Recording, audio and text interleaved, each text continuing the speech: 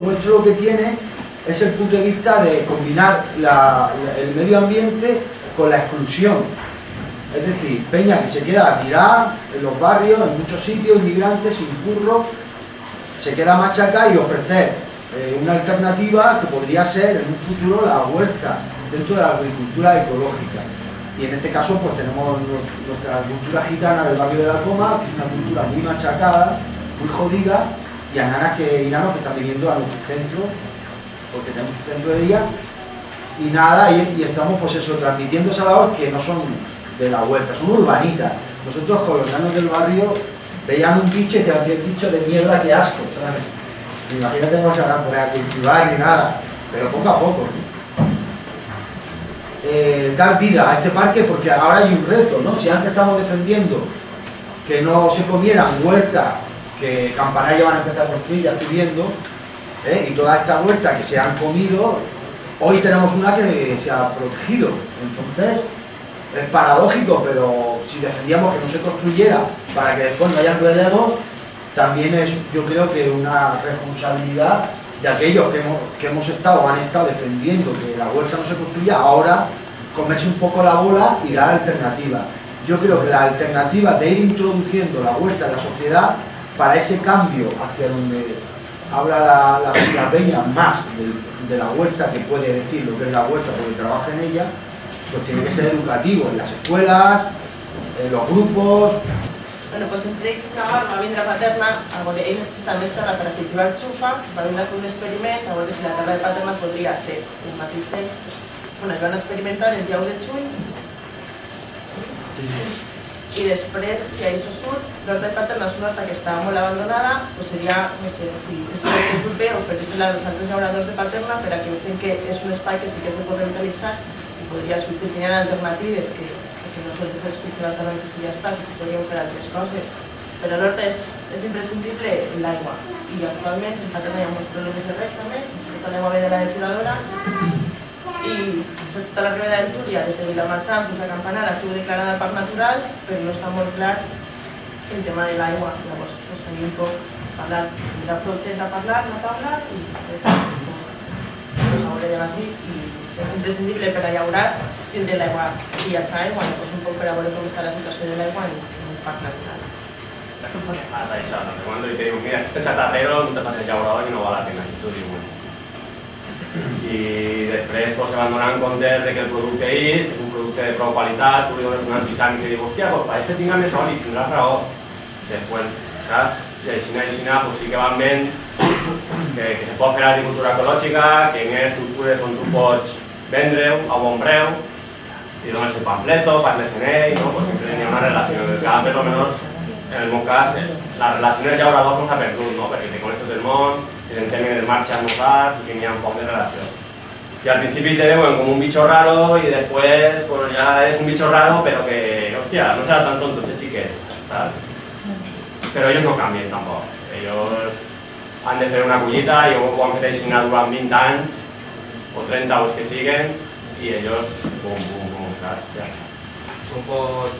Com pots fer un producte ecològic si està rodeado de Ahora que se me mata el señor Cotino es un poco más fácil, porque el señor Cotino ya sabeu que ha fumigado todo el país valenciano en veneno, en malación a punto de caducar para sacar todo esto y volvía a exterminarnos físicamente a nosotros y a todos nuestros animales. Porque se duchaba en gran malación cada 2 o 3 semanas pasaba la vineta. Entonces eso era imposible. Ahora el problema en Belgrado que es el turbo. El turbo es eso que parece un avión que se fa un núvol, eso arriba a 1000 kilómetros. De repente, quan baix a l'aire, això tira... Turboitzar la mà era molt perillós i per evitar que la gent morira i totes aquestes coses ho han mecanitzat i han tret els turbos. Però s'haveu vist alguna vegada, no? Que fa un soroll infernal, és com si fos un avió que fa una nuvola abans de talonxar i en teoria de banyar tot el talonxar per dins, que tira molta pressió. Quan fa aire això arriba a 500 metres. Fàcil. Entonces, la manera d'evitar això és aplicar-se bardisses. Tu tens un camp i perds un tros del camp, un 5%, un 10%, depèn, per tindre-hi unes bones bardisses que no tens el residu de més i fer-te tu un microclima. En realitat la solució és fer-te tu en cada camp un microclima. És igual un metro que 10 metres que 20 quilòmetres. Un no fa el que pot Que a mi el es pot aprofitar el pagant del centre del camp. Depèn d'on estigues, depèn del teu voltant, depèn de totes les coses, depèn de totes les circumstàncies.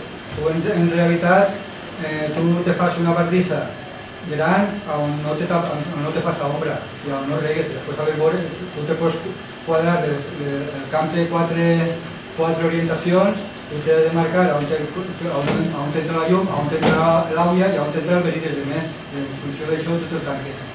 Ara el tema del consumidor no només responsable per a comprar, sinó també involucrat d'alguna manera en aquests projectes, també en la part de la difusió o en la part de, no sé, que diguem-ne que n'hi ha una relació més directa, més real, més propera, per a que el consumidor fos també més conscient que no és només una tria de ara compre la caixa o no la compre perquè no me ve bé, no sé. Tenía esa complicidad. Ella parla tant del CRAE que era que se justificava que això era un producte bo i que tu compres un producte bo, ¿no? Però la realitat no és així, la realitat és que tu vens al camp a comprar-me a mi. I tu, si tens interès, tu has de conèixer els cultius, tu has de conèixer què plagues són els problemes, i tu has de conèixer què és el que jo faig en elles, que tu eres el certificador. Pues els nostres pares o tios o no sé què, tens un camp. Aleshores, vale, n'hi ha coliflor, doncs tens a una família de 2 persones, tu i el teu col·lega, pues 2 coliflors a la setmana, però en vez de comprar tu la caixa que me fiques una coliflor, un fenoll i no sé què, pues tinc la coliflor teua, les 2 de mon pare, el fenoll que tu me poses i el de no sé quantos i... L'únic que passa és que si tu estàs venent i tu estàs soles o tens poqueta gent i tu t'has poqueta, però has d'estar un acord, has de llevar-li més tu de perguí, al final fes tot el dia per fer això. I al final no tens rentable. És que tenir una persona aposta per fer això, que suposa que tens que pagar més excepcional, que suposa que la caixa et deixi més cara. Val la pena que li pagaràs la cola, la tilla i algo. Hi ha un compromiso. Nosaltres sí que venem aquí en València per internet o per telèfon, per fer la comanda al verí. I jo com passo 3 setmanes allí, perquè dut verdura al terra, que no us coneixereu, hi ha 4 punts més de venda que hi ha en València. Tu pots demanar el que vulguis, també de verdura pots demanar pa, o pots demanar llegums o envasats o el que vulguis. Hi ha coses mínimes, tu el que pots fer és anar a comprar un quilo de perguilla. Si tu vas a comprar una caixa, per exemple, la gent té que saber que les perguilles no se deixen a perdre en una setmana. Però tu quan vas a comprar perguilles, compra una caixa, que si t'acaba de collir te va aguantar 3 mesos ahí. 3 mesos en estiu i 3 mesos d'hivern. Compres una caixa o compres 2, jo te puc atendre. El que no puc fer és deixar-me la feina, anar per tu ficar-te 2 quilos de perguilla, anar del camp a la casera, on siga, atendre's a tu i tornar, ja a l'hora és una hora. Això val més que el producte. Jo volia preguntar a Josep que des de la formació professional de l'agricultura, quines eixides n'hi ha professionalment i quina visió de futur te pots fer en aquestes eixides? Sí. Mira, la formació professional agrària està avui en dia estructurada en 4 cicles formatius. ¿Vale? Va canviar, això va canviar, perquè estan entrant nous tipus, però actualment el que n'hi ha és un cicle, n'hi ha grau mitjà i cicle superior. El cicle superior per a persones postbatxillerats i els cicles mitjans per a gent que ve d'ESO. N'hi ha especialitat agrària i especialitat forestal. Poden treballar com un especialista a nivell d'agricultura, d'això n'hi ha només 2 cicles. Només estan catalogats.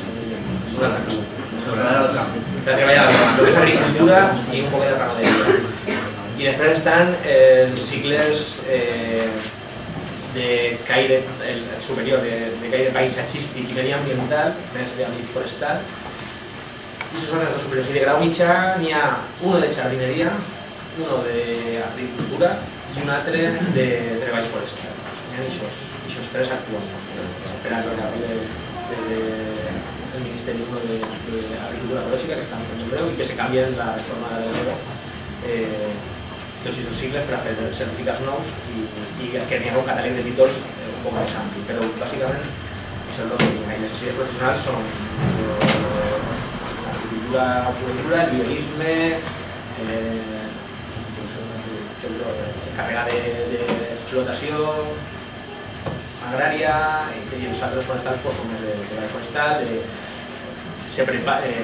superior de forestals és un títol que te qualifica per a ser, com si diguem, agent mediambiental, que era l'antic agent forestal, que és avui dia l'agent mediambiental, per a treballar en parcs naturals, un poc és tot aquest àmbit professional.